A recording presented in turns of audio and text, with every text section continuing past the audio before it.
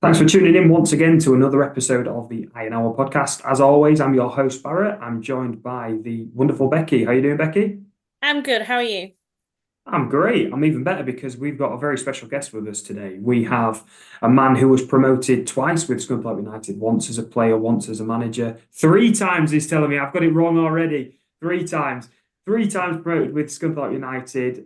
World record holder, 28 games unbeaten, of course. And, Scunny fans still sing about that every time we come up against the likes of Gainsborough or whoever you're managing. Scunny fans love to chant about you, Russ. How are you doing? I'm very well, thank you. Nice to meet you both. You No, too. thanks. Thanks for joining us today. We've got lots to talk about, many stories I'm sure you can go through with us. So your career kind of comes to an end as a player, but really quite fortunate, I guess, to be offered a position under Brian Laws as the assistant manager. Just talk to us about your time under Brian and your brief stint as caretaker manager in 2004 for just a couple of days when there was some kind of dispute in the board and he lost his job as I say, for just a few days. Yeah, it was really difficult making that transition from player to sort of player assistant manager because it was literally after Wembley. So I've got the euphoria of winning at Wembley, euphoria of the day, and then Matt Lewis decided to go to Halifax as manager. So obviously, the assistant manager's position was vacant. Brian asked me if I wanted to do it. I'd done my coaching badges. I'd done my A license when I was 28. So it was always something that I hoped to do. I wanted to stay in football when I finished my career, but I also felt that I'd still had a lot to offer as a player, even though I was 35. So obviously I accepted the role, but still wanted to carry on playing as well, which I didn't realise at the time how difficult that can be.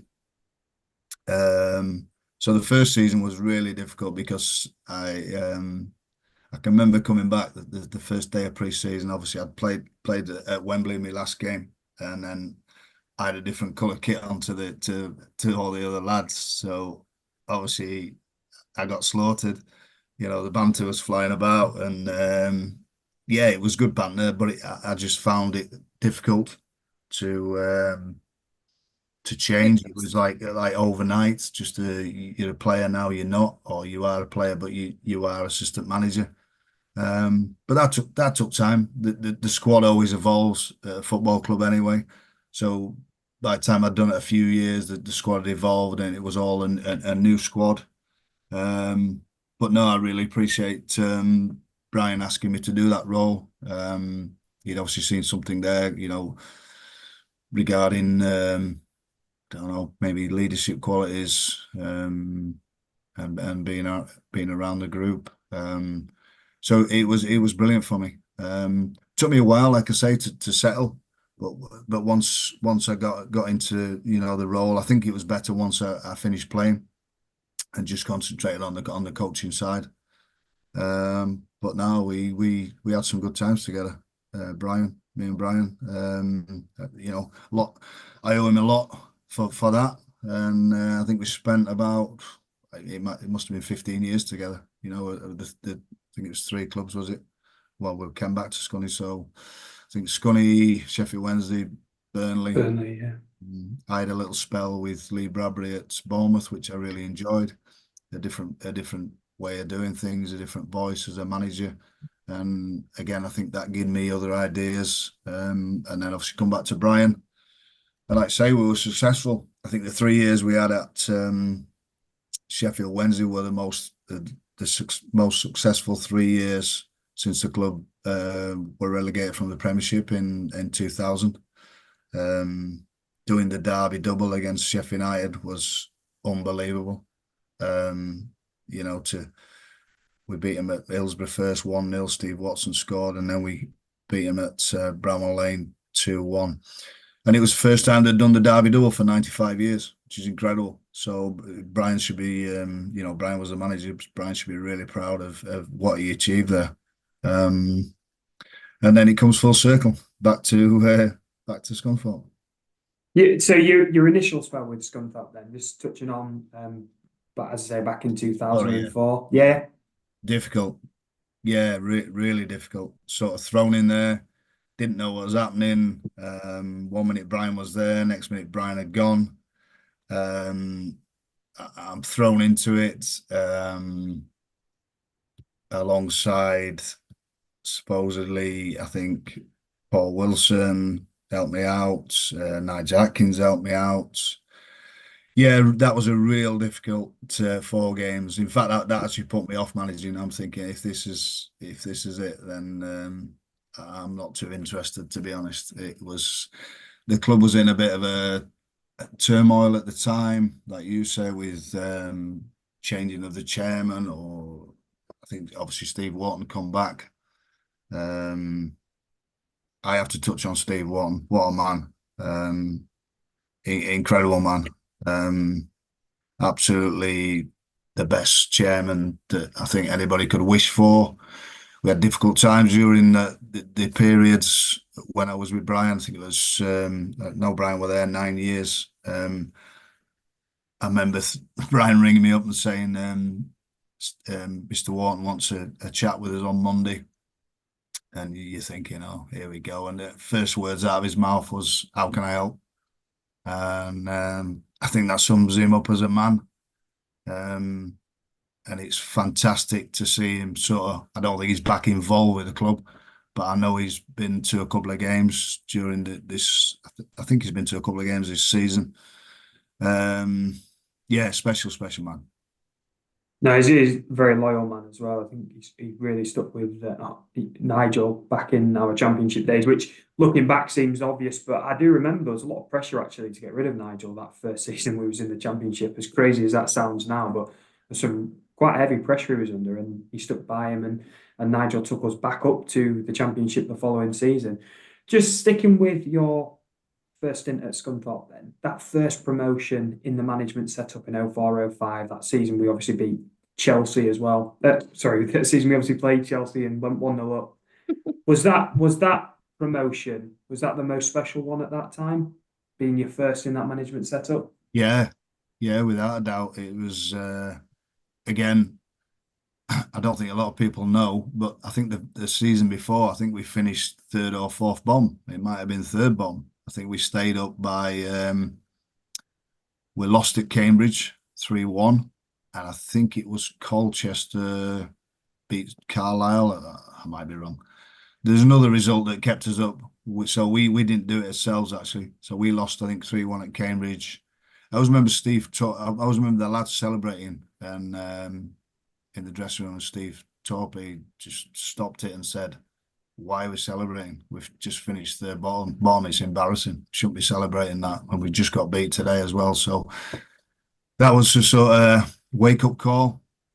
And to be fair to Brian, you know, on the board, the following season, we signed Paul Musselwhite, we signed Andy Crosby, and we signed Ian Barraclough. And they were the only 3 signings we made. And we went from third bottom to second top. Was it second we finished? To second, just with 3 players. Obviously, we got more out of the players that were already there, but the experience through the spine of the team was massive. And obviously, you look at the three players we were talking about. You talk about Muzzy. Muzzy's still there. He's just part of the furniture, I think now. Paul Musselwhite, great servant to football club. Andy Crosby, incredible player. I managed to have a couple of games with Andy at Doncaster Rovers before he left. Who's gone on to manage and been, in my opinion, again, unlucky to lose his job over at Port Vale. Again, for me, I hope he gets back, because I think he's got everything that you need to be a top manager. And Ian Barraclough's the same. You know, managed Northern Ireland. You know, I had a spell with him there in the 21s and the you know, the first team, obviously Northern Ireland's first team spells there. You know, good people, excellent players for the football club, but also good people. And obviously, to show what they're doing. Muzzy's been goalkeeping coach for donkey's years. That's that season we went up as well. I'm sure you remember 0-0 at Shrewsbury on the last game of the season, and there's that famous footage of everyone just hugging. And automatic promotion is special. We know going up by the playoffs is pretty good, but actually to know that you're there on merit over the course of a full season must be pretty rewarding. I think it's very rewarding because of what I've sort of just touched on, the fact that the season before we finished third bottom. And you look at that period and think, if that's now, probably Brian's not in work the following season. That's where the game's changed. And we have to deal with that as people in the industry. We have to deal with those situations. But it just shows you there the loyalty shown by Mr. Wharton, to know that he got the right man in charge, to know that the group only needed to add 3 or 4 quality players. We had some young players coming through at the time there, so they just needed some guidance, and obviously they got that through Muzzy, Crosser, and Barra, plus us as staff. So I think it was more rewarding the fact that to be a club that's finished third bottom, you probably the bookies' favourites the next year to go down, and you prove everybody wrong and finish second and get automatic promotion, into League One.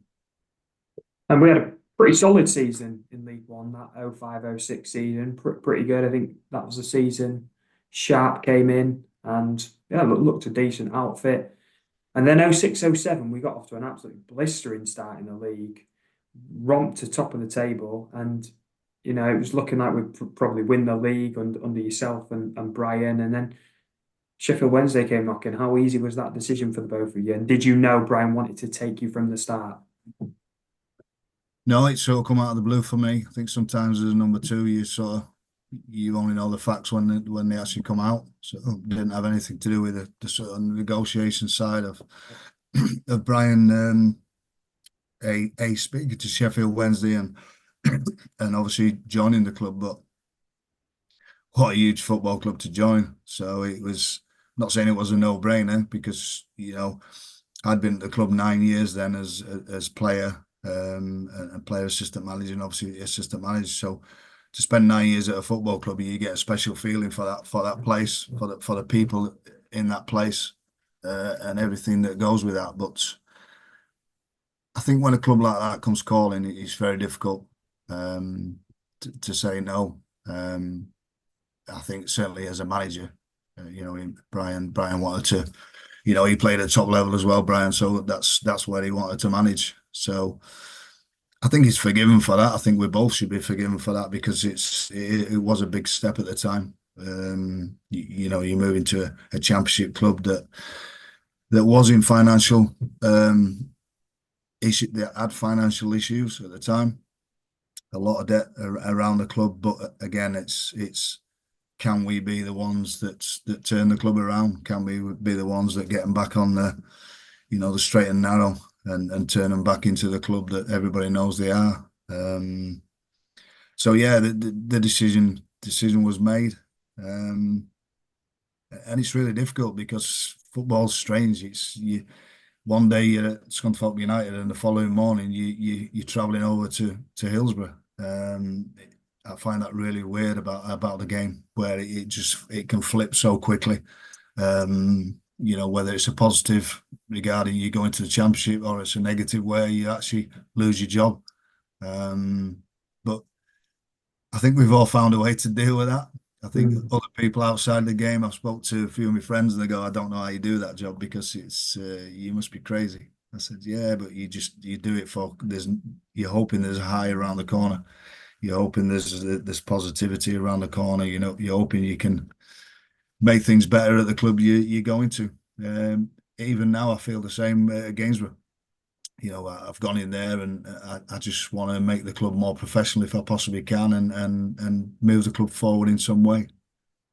And as you say, you had such success actually away from Scunthorpe in those years, those seasons at Sheffield Wednesday, and then in the Premier League, at Burnley. It's fantastic. When you come back to Scunthorpe then at 12-13 under Brian, Can you remember the circumstances of that coming about and Steve Wharton, that was his final season as chairman, and then just take us into the transition into the manager's job under Peter Swan in that 13-14 season and obviously setting that world record?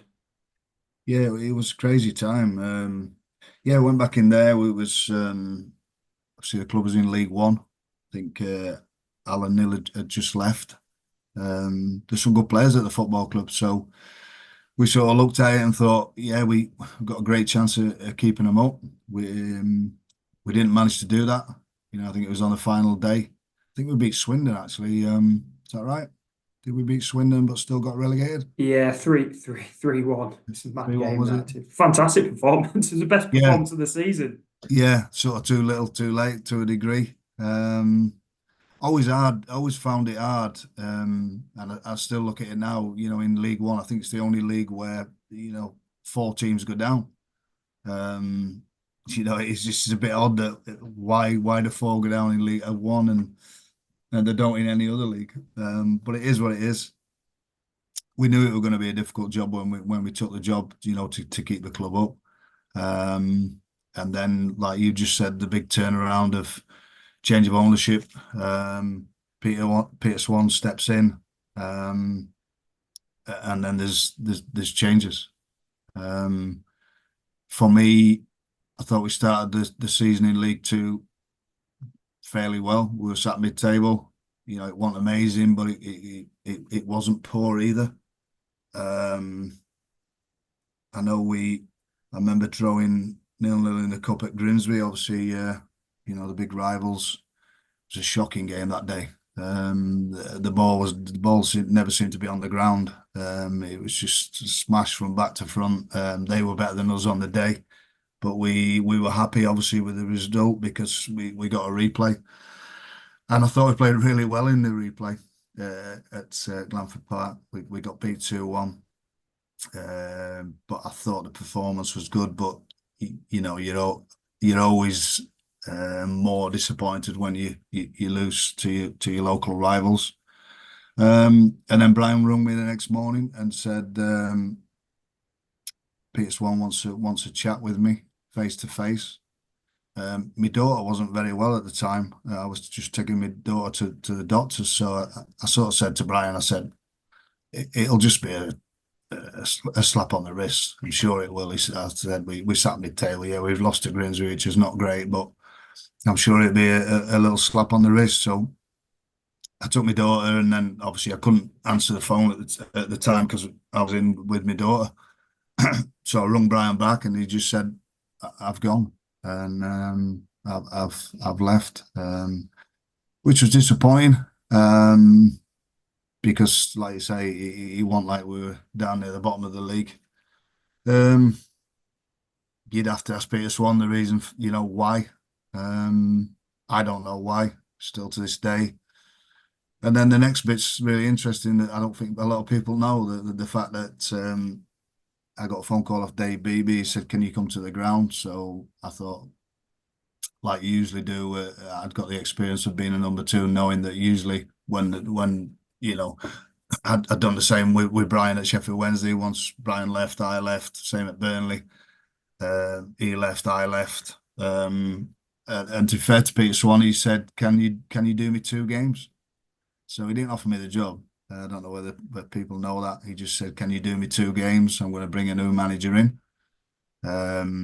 Obviously, I wanted to help the club. Wanted to do my best as I always did for the football club.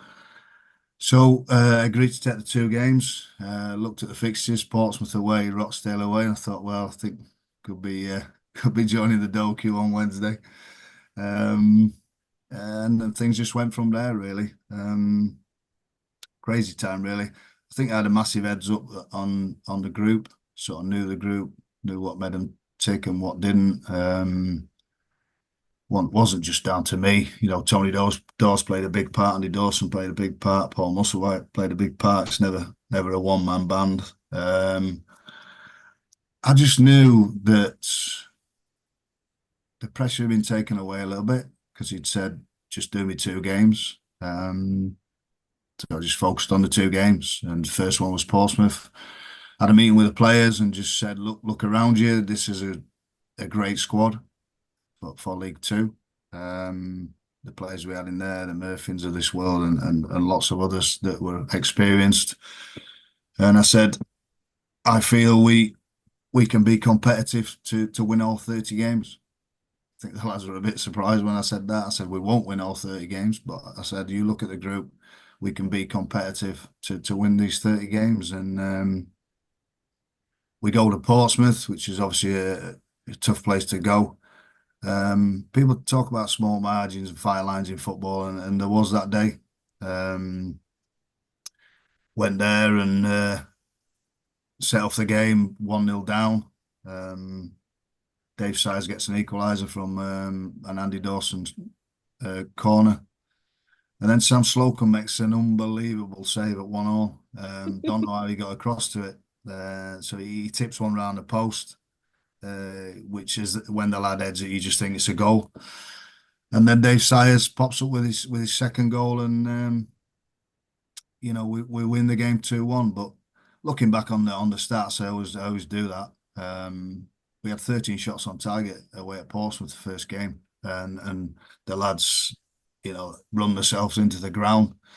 So I knew there was not so much with me. It's more with the club. I think that what they felt for the club, that they wanted to do well for the football club. So that again gave me a better chance. We go to Rochdale on Tuesday, and fortuitous, I thought. Did play very well first half. Now Canavan scored right at stroke half time. They got a couple of men sent off. We end up winning 4-0, so it flatters us a little bit.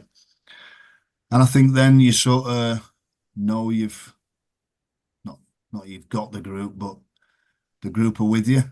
You have to win football matches at the end of the day. As a manager, you can have your own philosophy, you can have your own training methods, you can have whatever you want to have. But for me, you have to win football games, because if you don't, then you don't last, and people don't buy into what you want to do. So by winning the sort of first 3 games, we then beat, I think it was Torquay. Torquay was a strange one because the lads were going out on the Christmas do that night. We just beat Portsmouth away and Rochdale away. Got Torquay at home. I think they were second, third bottom. So you don't want the minds drifting away thinking this is going to be a piece of cake because we just beat Portsmouth and Rochdale. B, I know as an ex-player, the minds are going to be on going up to Newcastle, for the night out. So that was a key game for me. I gave the lads, I said, if you win the game, I'll give you 500 quid towards the pot. So they were buzzing on that.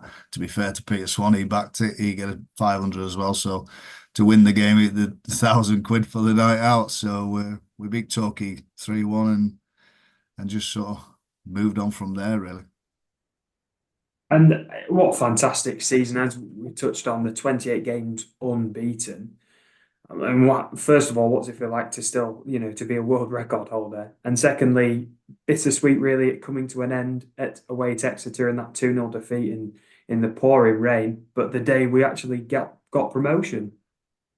Yeah, I've not really had time to I think when I retire, I'll sit in my rocking chair and just think 28 games without losing. We didn't lose a game for 5 months. It's incredible because you go on little runs, and if you can get to double figures nowadays, you do well. I think it was a special achievement as well being in League Two, because it's a very inconsistent league. I think if you look at it, it's hard to predict who's going to beat who, even now. So to do that with an unbelievable group of players, by the way, because at the end of the day, as a manager, there's only so much you can do. They have to cross the white line and perform. To do it, to not get beat for 5 months in any league really, but in the EFL,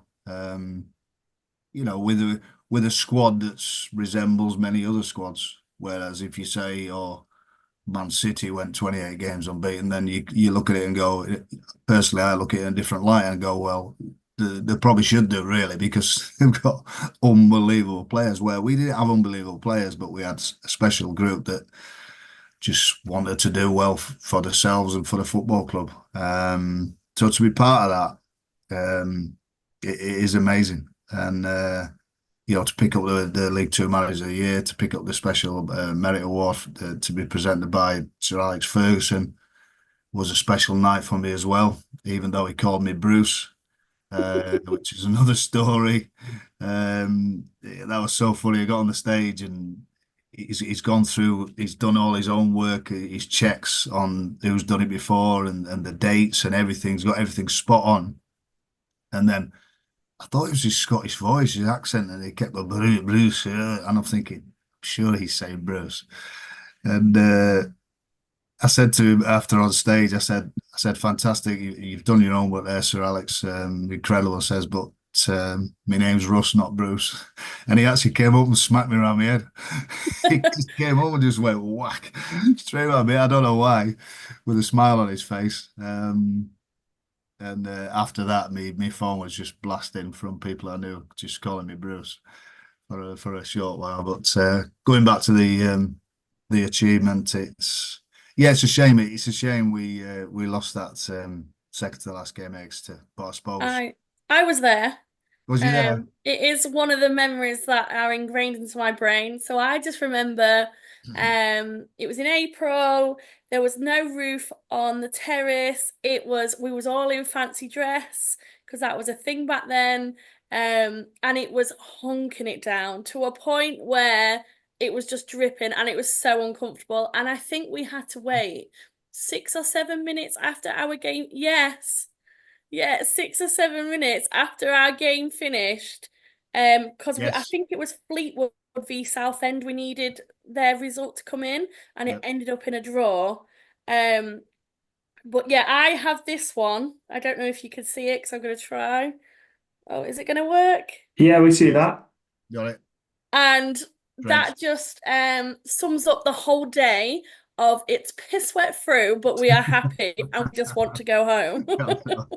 I know. I remember Sam Slocum shouting at the crowd, and literally where I was stood, him saying, "What's the score? What's the score?" And it's been like, "Oh, it's a draw, so we should be all right." And this was about 10 minutes to go. And then in playing for time, it was just like the craziest thing ever, but it was really weird.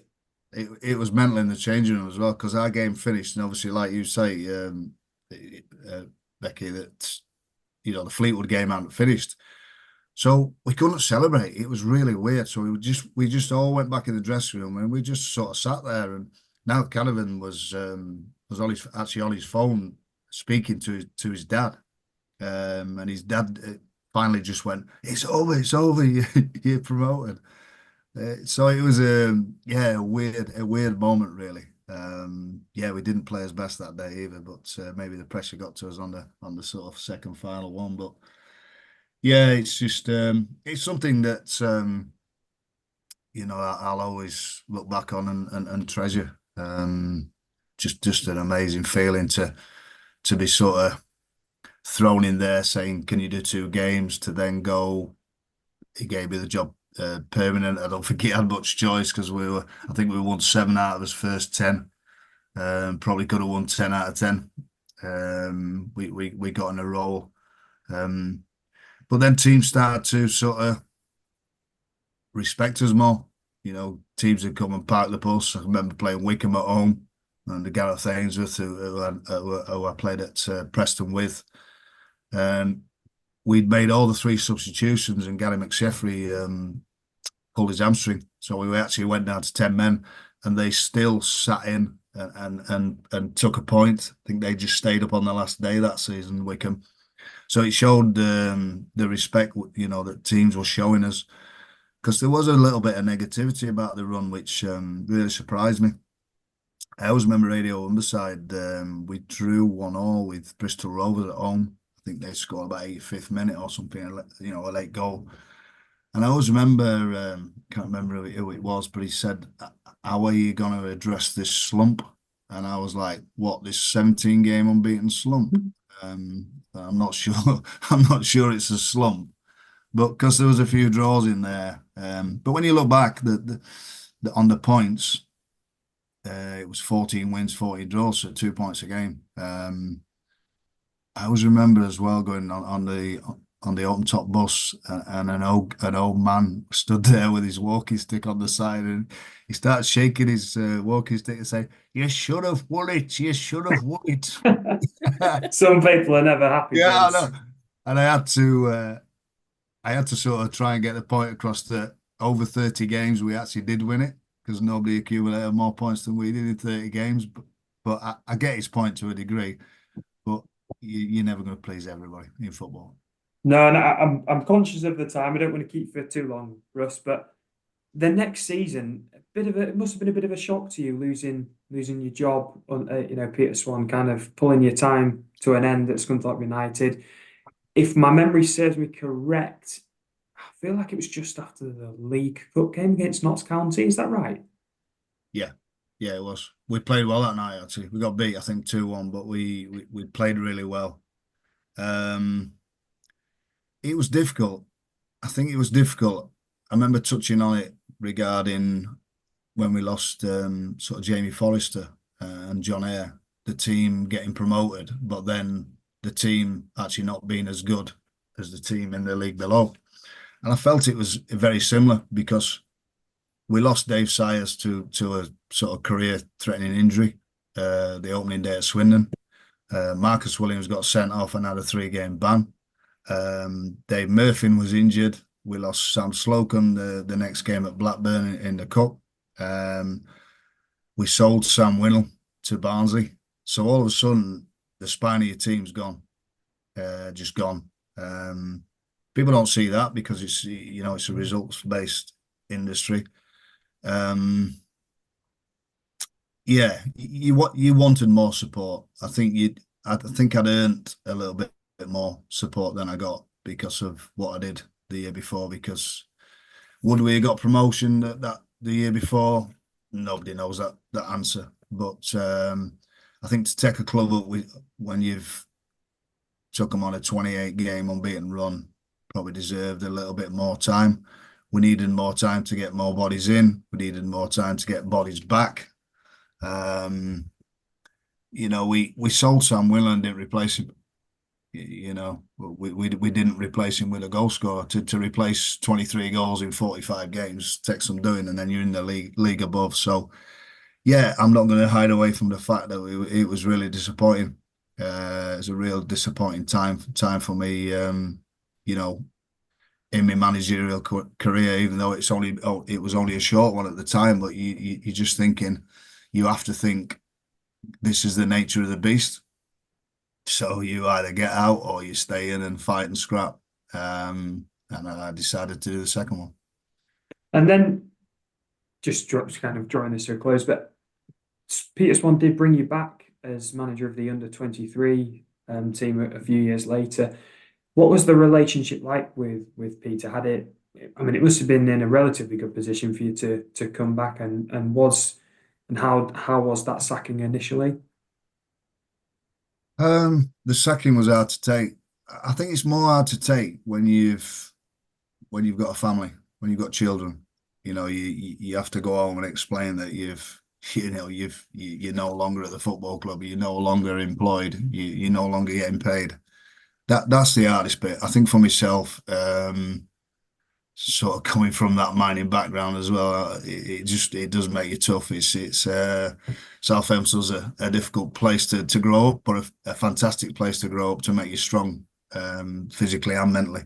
So I'd got myself in a position where I didn't manage until I was 49-year-old. So I'd had lots of experiences before that. So you take it on the chin. A week later, I got the job at York City. So that was really key for me, really, for my mental state to a degree, where all of a sudden you've got that massive disappointment, and then all of a sudden you're thrown into another relegation fight at York City. I think when I went in there, they were third bottom in League Two, out of the bottom two on goal difference. But it obviously, your mind just flips straight away. You can't. You have to just push that to one side. The Scunthorpe situation and then focus on what comes next. So it was a really good thing for me. If I'd have had to spend too much time out of the game after the Scunthorpe one, I'm not sure how I'd have dealt with that. I think I'd dealt with it okay, but you just never quite sure because it was a big blow. You feel like you've just given the club and supporters, everybody associated with a fantastic year. Ending with a huge celebration to sort of a couple of months later, sort of being on the scrap heap again. So to get that job at York, I think definitely helped me moving forward. Do you remember the Jeff Stelling interview that Peter Swan did on Sky Sports? I do. Yeah. So thanks very much for your time, and of course you're at Gainsborough these days. Just spend the last couple of minutes just talking to us about what you hope for the next couple of seasons there. Yeah, it's I've been really impressed with the ownership, the people at the football club. It's a great group. Volunteers are amazing. It's sort of gone full circle for me, which is nice. Don't get me wrong. I'd love to still be in the football league, managing or coaching there, but I'm not. It is what it is. That's the life of a footballer, a stroke manager, whatever you're going to be. But it's come full circle. So back into the non-league. Train Tuesday night, train Thursday night, play Saturday. So it gives me a good balance in my life as well. Regarding, I've just had a big birthday, so I'm getting a little bit older. Is it 60? Yeah, 60 now. So yeah, so it just gives me a good balance. But going back to the football club, good people run it. It's a club that want to move forward. We could do with a little bit more,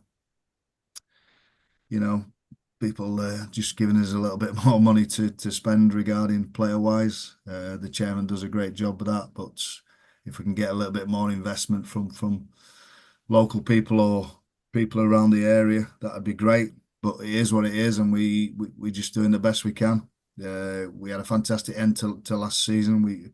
I went in there, they were 19th, and we finished 8th. But the second half of the season, from New Year's Day onwards, I think we won something like 13 out of the last 18 games. So the return was amazing. We've not started great. We sort of sat mid-table, but we had his best performance the other day in the FA Cup. So we're through to the next round. We got an home draw in that. So, things are looking rosy, hopefully. Sorry, Barrett. I was just going to ask. Obviously, our manager is now Andy Butler, like everyone knows. You was his manager at Farsley Celtic. How was he to manage?